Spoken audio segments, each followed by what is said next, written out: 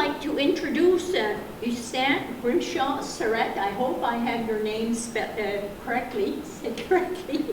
He's a graduate from St. Mary's University in 2020 with a Master's of Applied Science degree in biology, where he studied ways to improve green roof habitats for insect pollinators.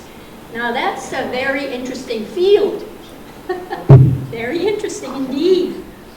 For over 4 years, Hughstin has been instructing environmental science classes and labs at St. Mary's University. He started working with the Nova Scotia Invasive Species Council in the summer of 2022 as the invasive species field technician and is now the outreach coordinator. So the Nova Scotia Invasive Species Council is a provincial chapter of the Canadian Council on Invasive Species. Our goal is to raise awareness and promote a coordinated response to the threat of invasive species in Nova Scotia. So we collaborate with all levels of the government, NGOs, the public, and other stakeholders to provide information about invasive species. We also do a little bit of research, studying the impacts of invasives here in the province and examining some potential management solutions too.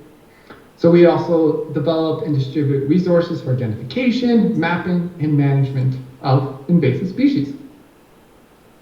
So first off, what is an invasive species?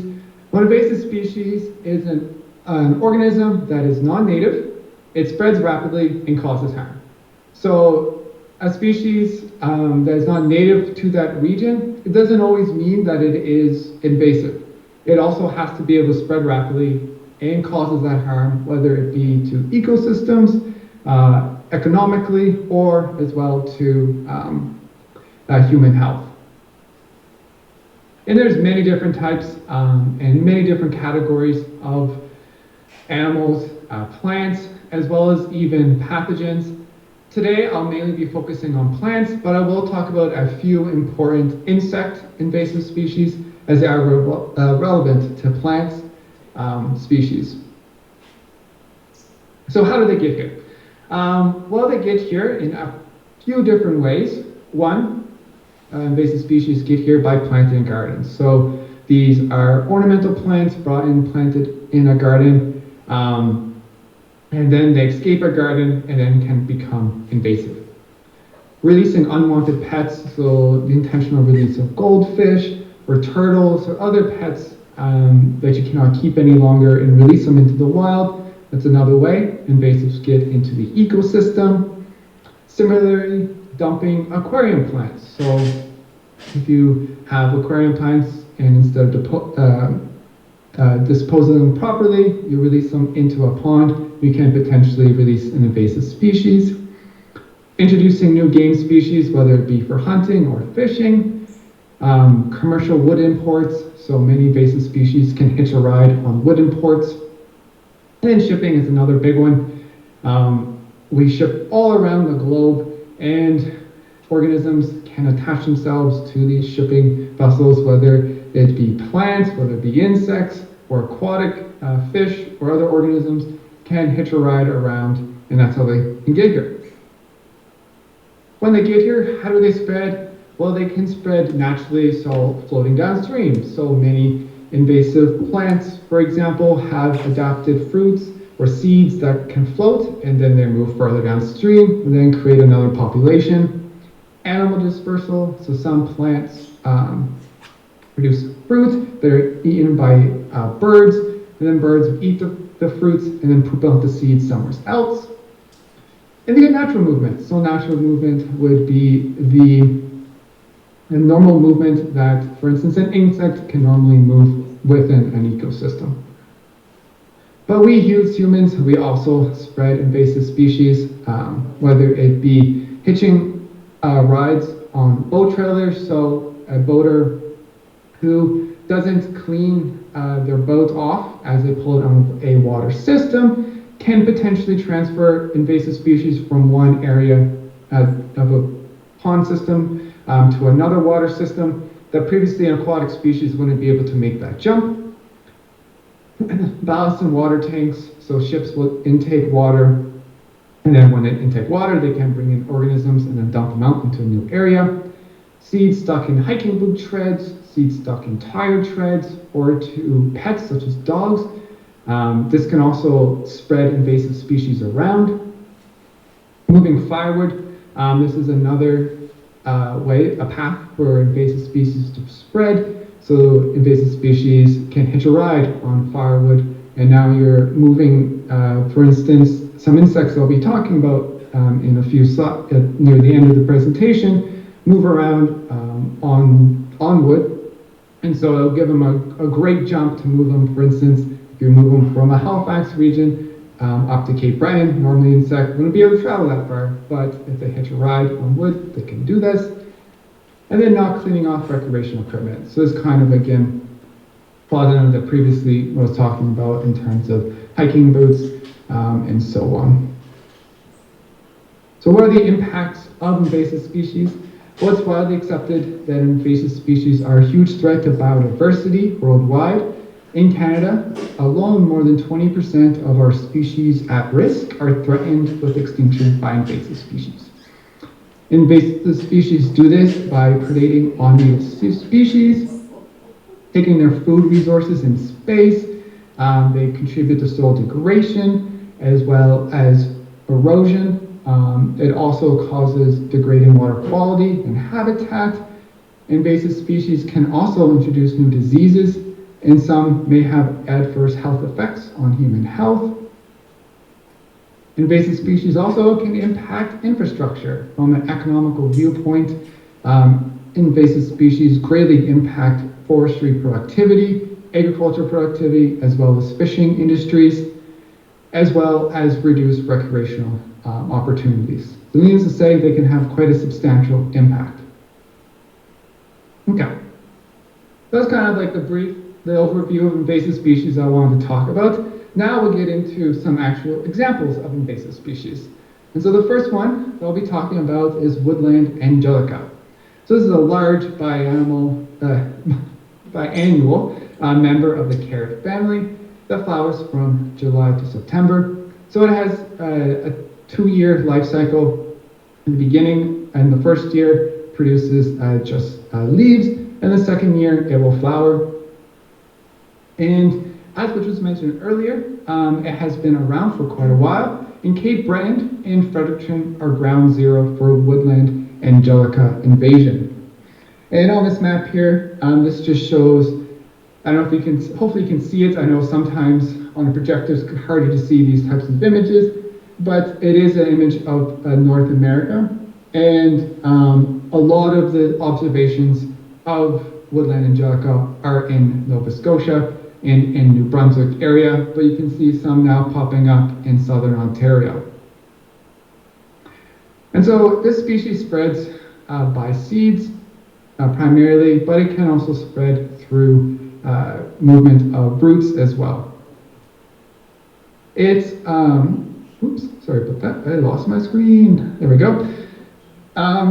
So it prefers open areas with damp soil, so really likes disturbed sites, such as ditches, hedgerows, marshes, fields, and woodlands. However, despite preferring damp soil, it can also withstand drought and has wide light tolerances, so it can be found in full sun to also full shade. So what are the impacts of Woodland Angelica? Well, it can dominate disturbed habitats due to its prolific seed production and ability to shade out competitors. So it's a very competitive plant. It grows quite tall and can shade out a native species in these disturbed areas. It also can disturb pollinator networks. And so this is a species of plant that's quite attractive to pollinators, which it could be a good thing, but what it does is it can be so attractive that it can pull away pollinators from native plant species, and so the native plants don't get as much attention as they should.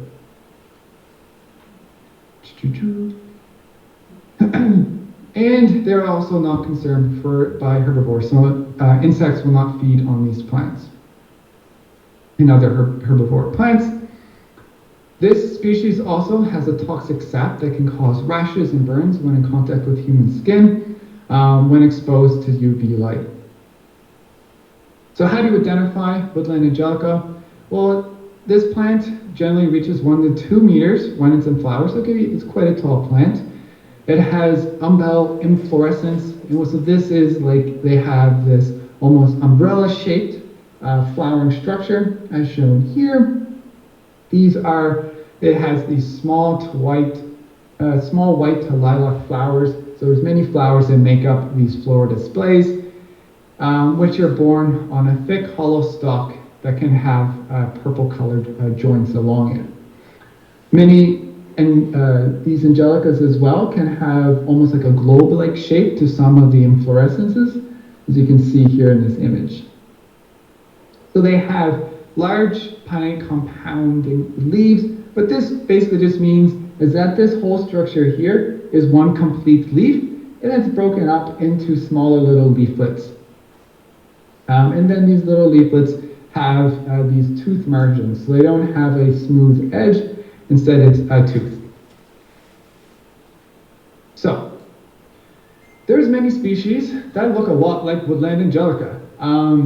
It is within the, like I said, the carrot family, and so there's many species that closely resemble it. So here's a few ones that are around here and can be mistaken as woodland Angelica. One being giant hogweed. So this is a species that we'll be talking about in a bit. We also have common house parsnip. This is actually a native species. And we got Queen Anne's lace, which is another invasive species. One important note, all these species have that toxic trait in their sap where when exposed to UV light can cause skin irritation. Giant hogweed, as I'll be mentioning in a bit, the impacts are much more severe compared to the other species. But yeah, so when you're just looking at the flowers, they can be relatively difficult to ID out. They all have a very similar flower structure, that umbrella-shaped flower with white flowers. Angelica, though, does have these spherical shaped inflorescences, while the other ones tend to be a little bit more flat. But looking at the leaves is one of the best ways. So for instance, with Angelica, we have, like I was mentioning, all those different little leaflets that are these oval shaped, and none of these other lookalikes have this. Giant hogweed is much more toothed, leaf shape. It has these deep cuts into the edges of the leaves, and very pointy in appearance. And then in common cow's parsnip, again, this leaf is quite a bit different here. It's a lot more fuller. It's sometimes referred to as having little mitten-shaped leaflets. If you look at this one, it kind of has, like this would be the thumb, and then this would be the rest of the mitten shape. And then we have Queen Anne's lace, which is quite a bit different in terms of appearance in comparison to the other species. So once you figure out if it is Angelica based off the leaves there in the flower, we actually have in Nova Scotia 3 species of Angelica, and 2 of them are native and do not pose any issues in terms of invasiveness. And so it's just something I wanted to talk about here, is how to differentiate these. It can be difficult, and so if you ever are working with woodland Angelica and trying to remove it, feel free to reach out to us via email. It'll be at the very end there, and we can try and help you with that. But yeah, so basically, if you have an Angelica, what you want to look at is the upper leaves of the flowering stalk and where they emerge from the stem. They have these leaf sheaths, which is this structure here. And this is the first characteristic you want to look at. With our native species, the seaside Angelica, this leaf sheath is quite small. It's similar to the same size of the little leaves themselves. However, with the invasive species, it is much larger. So you get, as you can see in this image here, it's much larger than these other little leaflets here. Also, the seaside Angelica is restricted to coastal areas, so if you're in a coastal area, it may be the seaside one. If you're not, then it's unlikely to be seaside Angelica. These plants are a little bit more stout too in appearance as well. So now though, if you did observe one that does have this larger leaf sheath, then you would want to look at the flowers themselves. We have a native species that also, of course, has this larger leaf sheath. So we now need to look at some other characteristics. The native species called purple Angelica doesn't have hairs in the upper portion of the plant. So these very tiny little hairs that would be on the stem. And they tend to have a purple to reddish color, and they're much more common in natural areas. While the invasive species, these plants have hairs up in the inflorescence or the flowering area of the plant along those stem structures. And the stems can also have a purplish tone to them as well. So even though this one's called purple Angelica that can have these really purple stems, of course, the invasive species also has this, so it's quite tricky to ID out. But if you are looking in seed in a disturbed area, so an area that's like alongside a highway and ditches and so on, it's a good chance it is woodland Angelica. As I mentioned, it is quite difficult to separate these species, so if you have any questions about that, feel free to ask. Okay, so what do you do if you have woodland Angelica on your property or you're trying to remove it? And so this species is, like I mentioned, a biannual plant, which is a good thing in that it does only live for around 2 years. So it can make management a bit easier in comparison to other plants that are not short-lived. And so what you want to do is dig out the first year plants. So these are the leafy plants that are first emerging. You can dig those ones out. But if the plant is going into flower, it's recommended just to clip the seed heads or flowers off these plants, as basically once they flower, they then die. So what this does is it prevents them from releasing more seeds into the environment. And so the following years, all that's going to be growing back now would be the seed bank. So whatever seeds were released prior to this.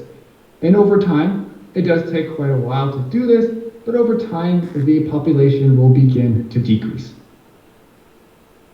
Now, it's important as well to work with gloves, long sleeves, and pants because of the toxins that are in the sap.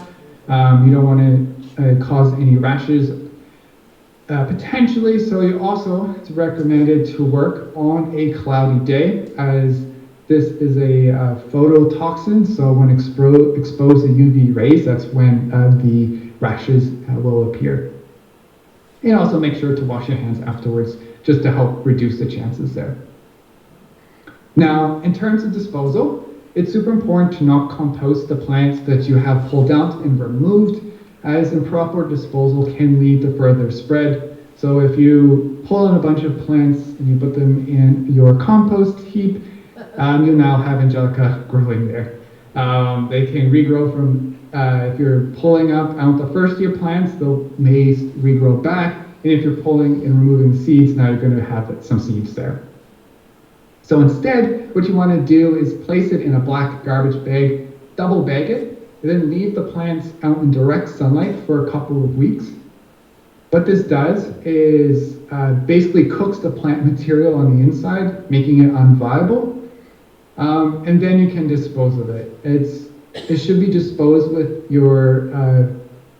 with garbage into a landfill.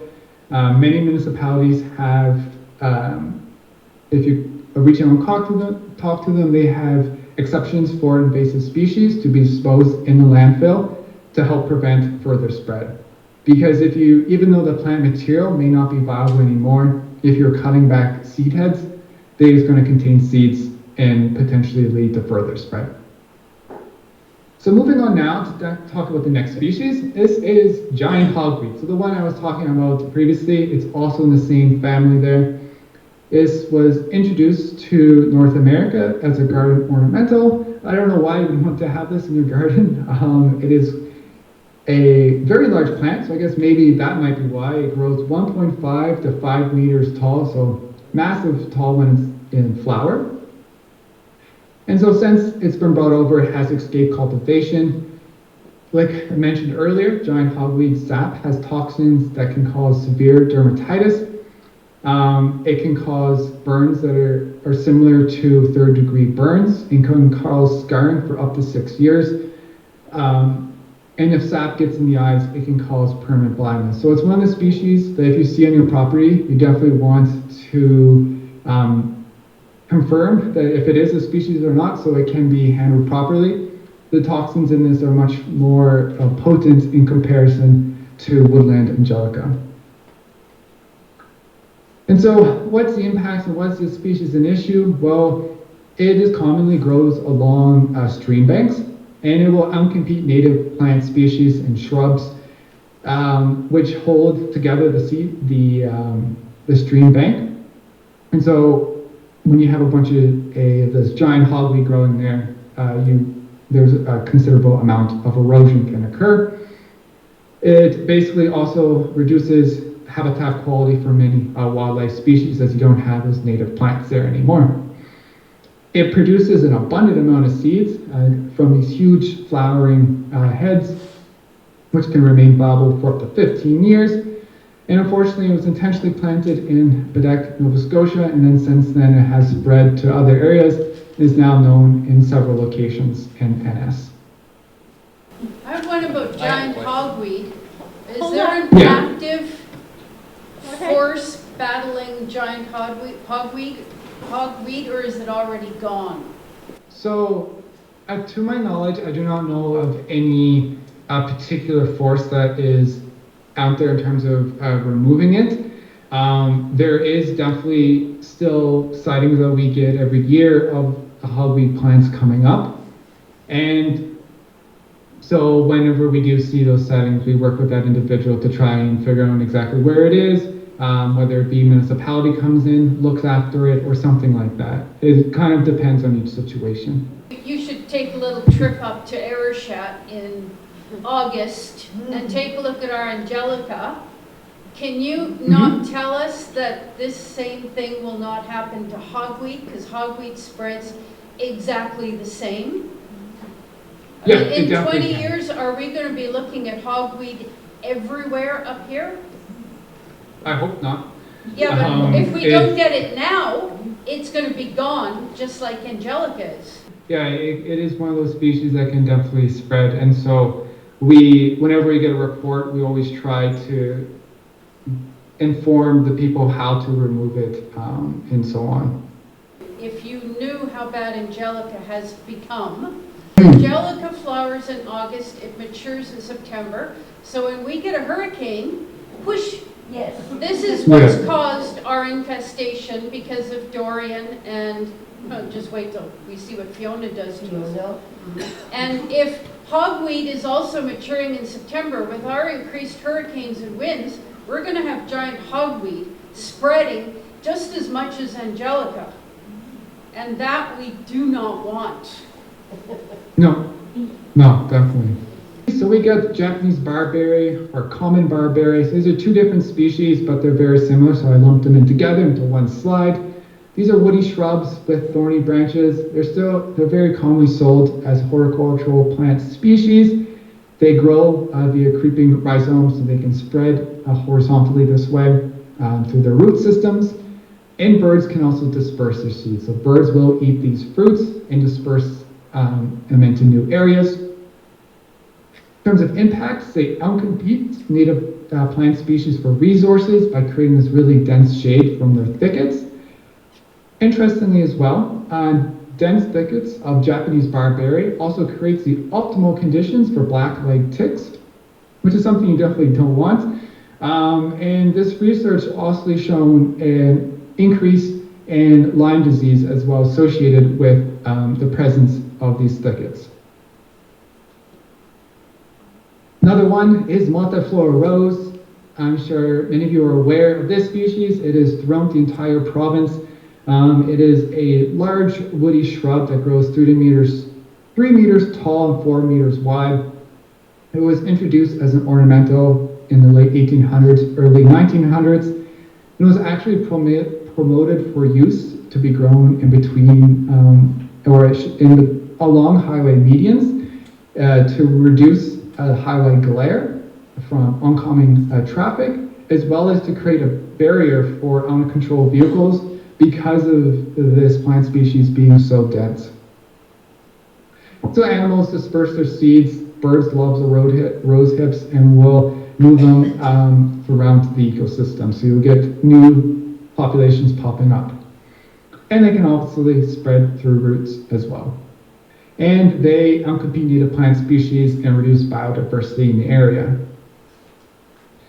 Another one is Japanese knotweed and giant knotweed. So these are two different species of knotweed, but I lumped them again, these two together. Another species I'm sure everyone is quite familiar with.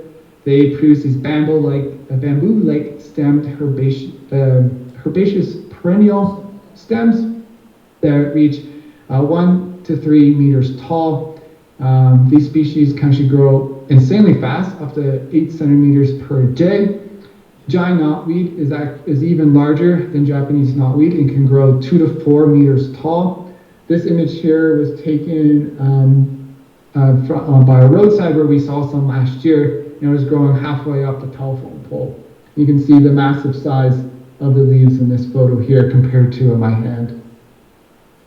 So it was brought over as a horticultural plant in the 1800s and primarily spreads through contaminated soil, as only the tiniest amount of root fragment, only a couple centimeters, can lead to a whole new growth of knotweed.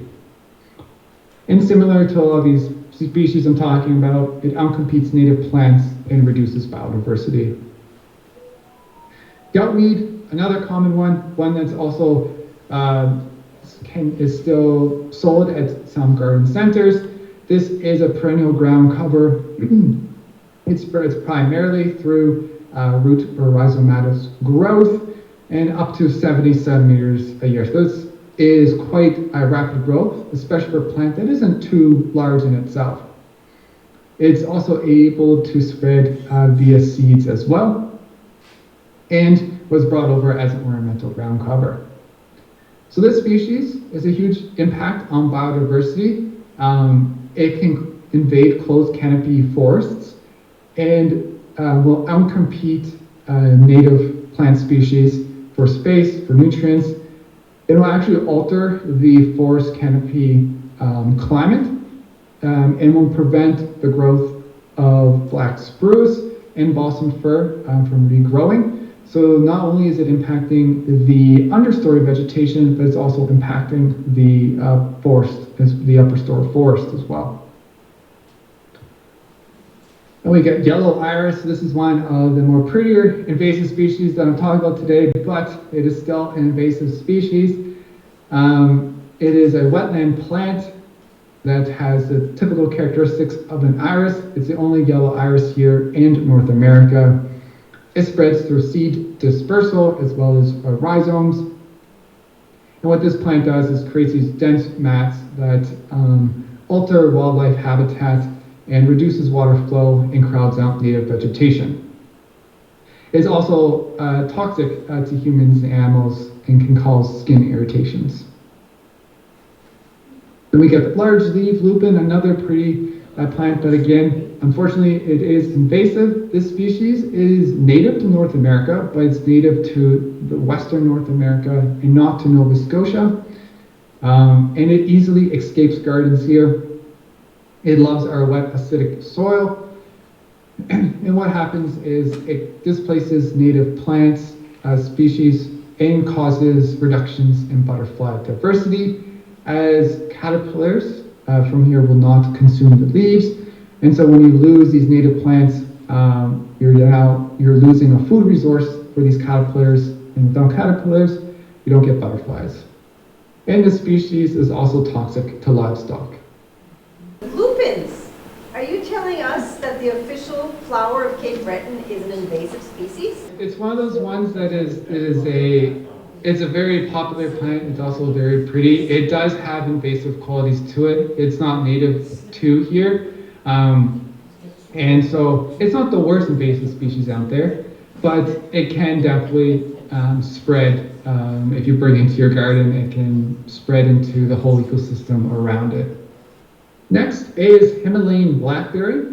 So this is a newly observed species in the province, and one that the Nova Scotia Invasive Species Council is currently working a project on because it has been it's been so new to being discovered here. We were only made aware of it last year, and it was found in Yarmouth and Digby County. It was brought over to North America as a cultivated crop because of the abundance of blackberries that it produces. So this is a very large blackberry. It grows 3 meters tall and can produce canes that reach up to 12 meters long that will root at the tip. So it produces these very large arching canes that will then root at each tip. And it is semi-evergreen, so hold on to its leaves much longer than our native species. And one of the key ways to identify this species is by looking at the underside of the leaves, as shown here. And so it almost have like this silverish appearance because of this dense fuzz that's underneath, which our native species do not have. And the flowers that are produced have this pinkish tone to them. Our native blackberries do not have any of this pinkish tone. They are a pure white.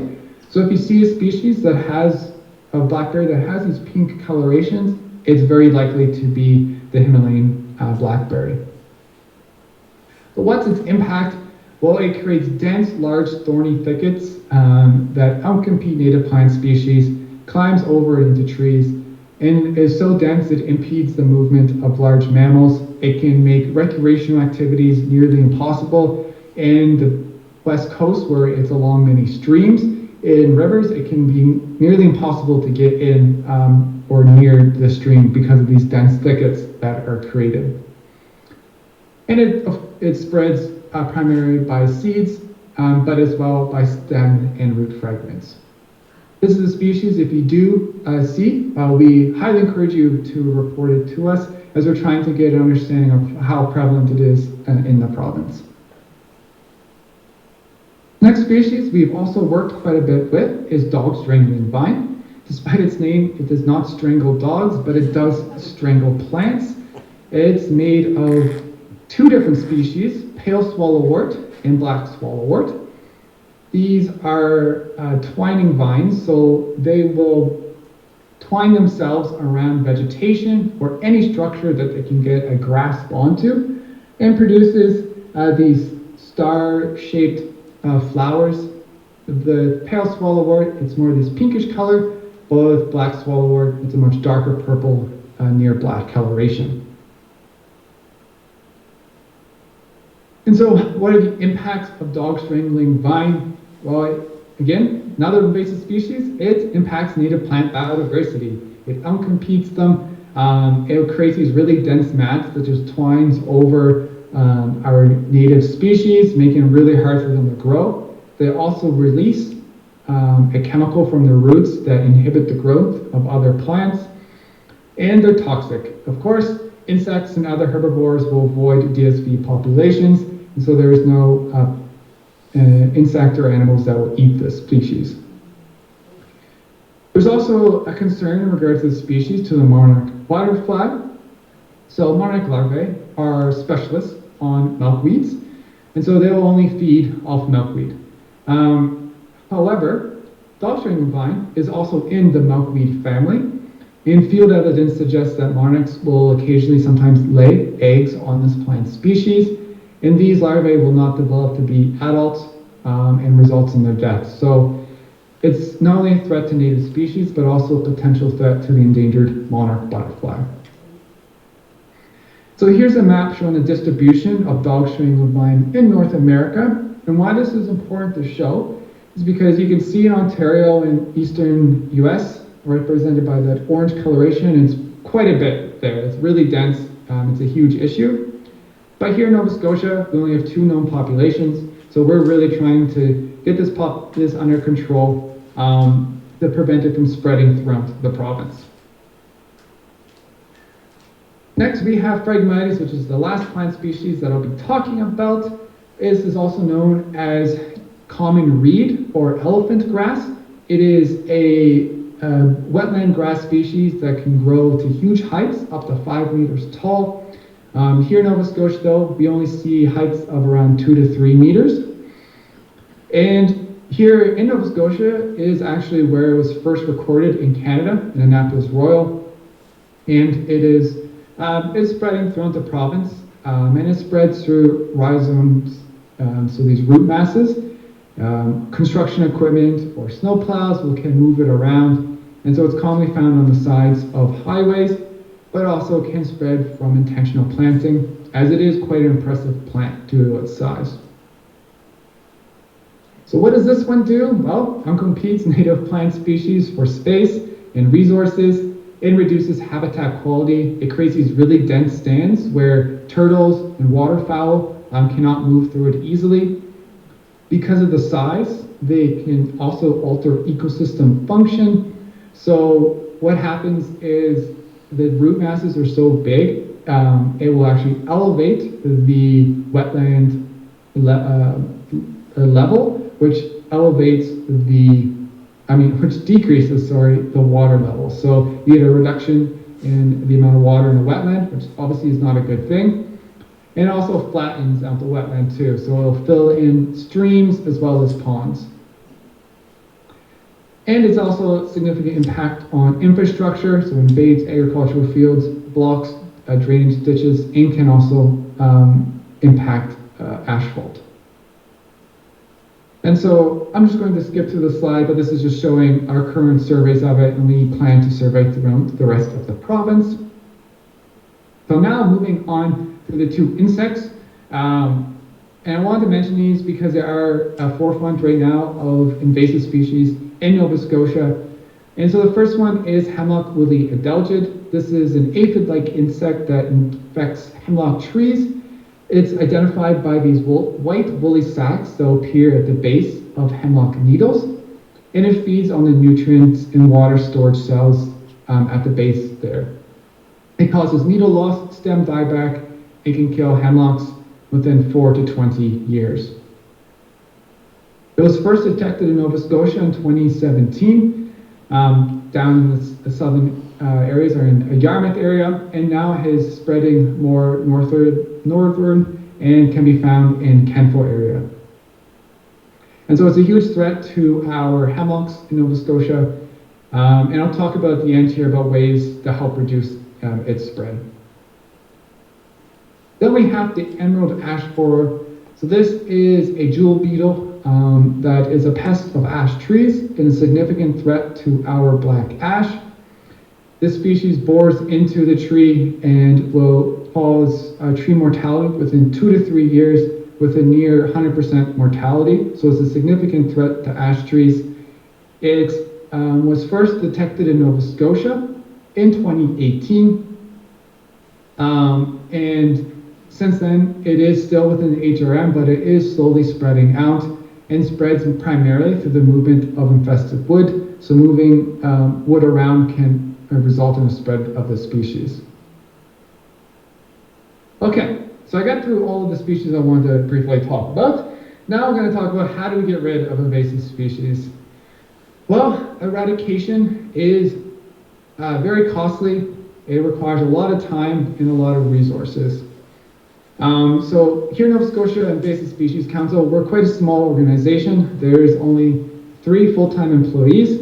And so we tend to focus down more on the introduction of invasive species, or the early introduction of invasive species there.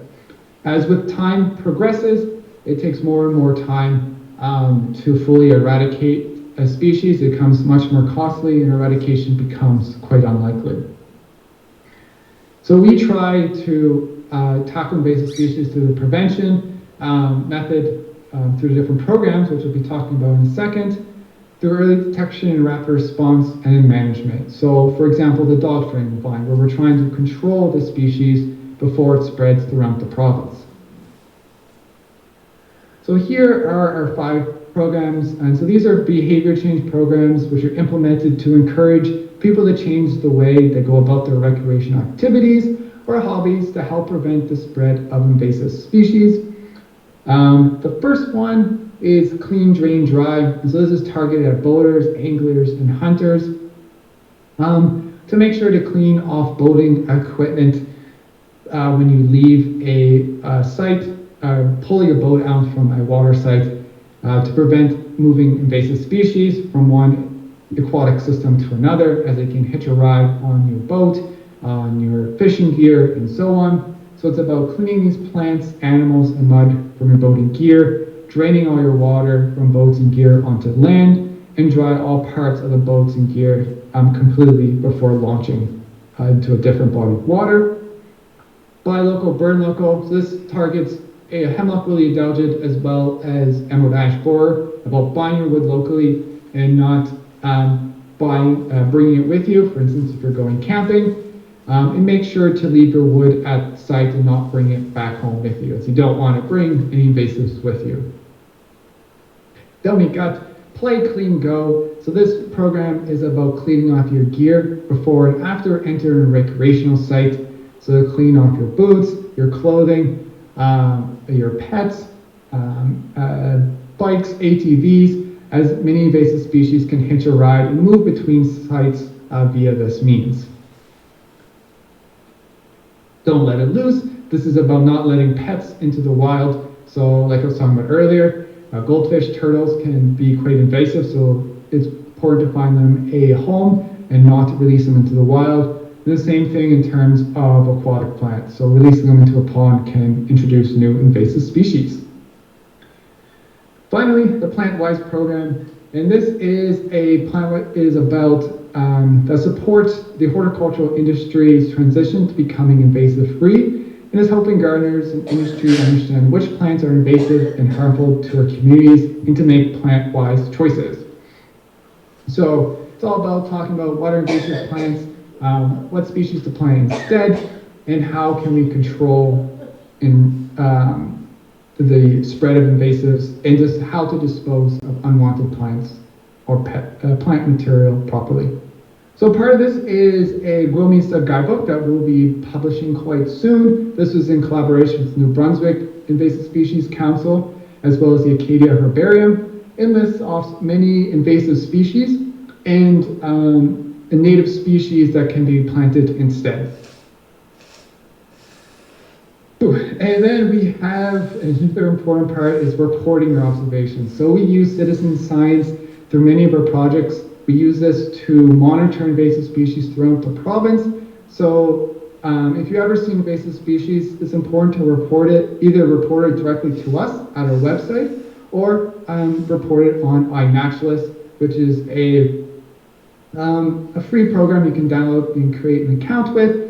It allows you to report observations of species throughout the province.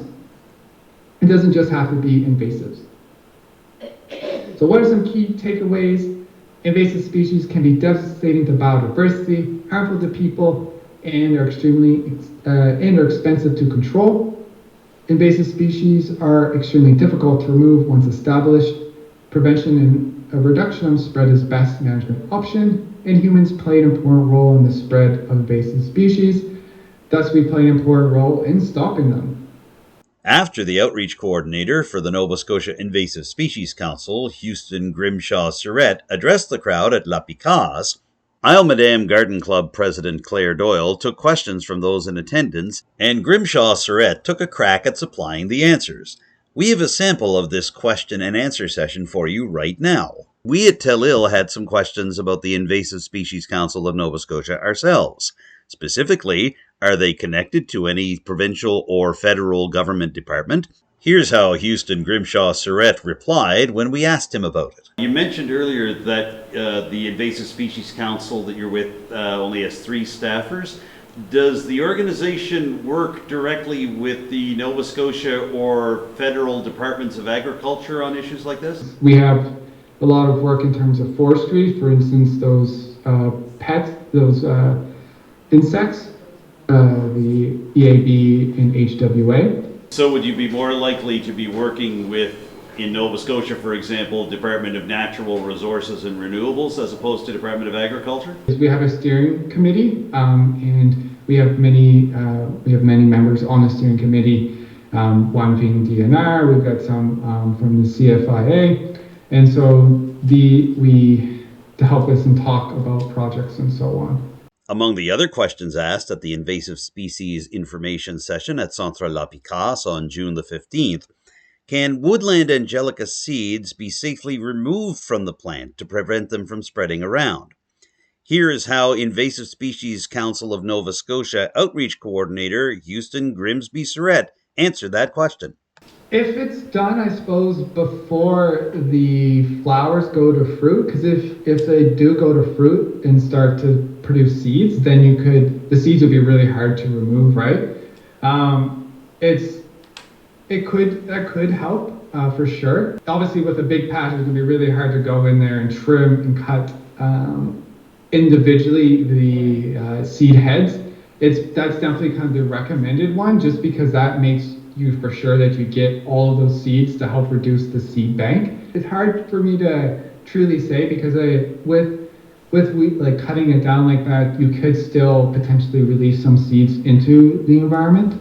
That would be my only concern with it. If you cut them down prior to it going to seed, do you have to do the bagging, or is it mostly the seeds that you're concerned about, bagging of the seeds? The seeds definitely are the main concern. If you are digging them out, bagging as well is an important part to make sure you get those roots. In terms of the upper foliage and those leaves, I don't think that they can root. So if you were to be cutting those back, I don't think that would lead to further spread. But as a precaution, something that we always recommend is definitely to bag up that plant material that you cut down either way. Would they be hard to control if you have like a really large swath of that Angelica, really large patch?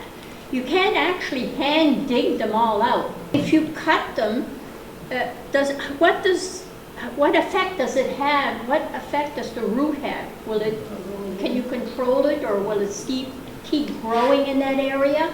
Yeah, so it will probably likely grow back, especially for the first year growth where it hasn't flowered yet. It will likely grow back the next year. If you're working with a big patch, is to remove those seeds, because these plants are biannual, so they will die after they begin to flower. So over time, it will slowly eradicate the species, or at least reduce the amount of reduce the amount of plants that are present. If you cut the seed, if you cut the flower down and you bag it, will that eliminate? Will it eventually kill the plant? Once it flowers, that plant will die. It won't live another year after that. That's like this species of plant will, once it produces flower, it's done. So if you cut off that seed head, that prevents it from releasing those seeds, which could create more growth. But that plant that you cut that seed head from will die. I tried last year the bagging and the black and all that. It was quite demanding, because I probably have about 2 acres of Angelica just west of my yard, and it's nobody lives there. It's abandoned. So I did all my yard pretty much every morning for the month of August, going around cutting and bagging it. The question I have is about bagging. It's interesting, and you put it in bags, and I had gloves on and tried not the same old clothes every time just to make sure. I can't bring that black bag to the dump here, because you can't bring black bags in Richmond County. No? You can't. So I can't compost it. I can't pull it out of the bag and put it in another bag. It's a very practical question, because I got a lot of it. I went through about 12 bags last summer, and they're actually just sitting in my driveway right now still. The first year that I cut the Angelica, I put it in black bags, I took it to the dump, I dumped it out where they told me to at the dump, Oh. and took the bags to the garbage. Can you keep them on your property and then in January actually do a burn? So in our guidebook, it says not to burn them, but honestly, when you're working with that many invasive species, and in the past, like many others, we do talk about you can burn the plant species, I would say it's probably fine to burn them, especially when you've got that many plants. Because you are keeping them at the same site. They've already went through the process of the sun taking them. Yeah, it's a gross soup right now. Yes, okay. So the question is, can she burn that in January? In our guide, we do say you're not supposed to burn it, to just dispose it at a landfill. But if there is those issues there in terms of disposal, burning them, I can't see any issue with burning them in January after they have, like you've already done, treated them in the bag. I can't see any issues there. And especially since you will be likely burning them on your own property, so it's not like you're moving them around. And so I think that would be fine.